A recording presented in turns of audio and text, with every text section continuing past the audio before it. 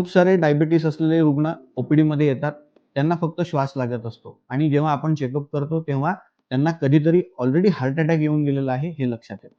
मग जे हार्टला डॅमेज झालेलं आहे ते खूप आधीपासून होऊन गेलेलं असल्यामुळे त्याच्यावरती उपचार करणं डिफिकल्ट होऊन जातं.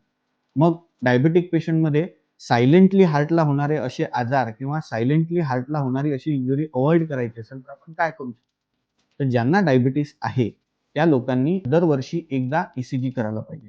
जर ईसीजी मध्ये काही प्रॉब्लेम असेल तर इमिडिएटली डॉक्टरांनी सांगितलं तर 2D इको करून बघायला.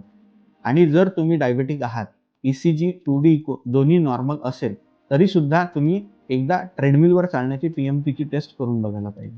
जर यामध्ये काही आढळलं, काही तफावत दिसली आणि डॉक्टरांनी सल्ला दिला तर तुम्ही एंजिओग्राफी सुद्धा करून घ्यायला पाहिजे.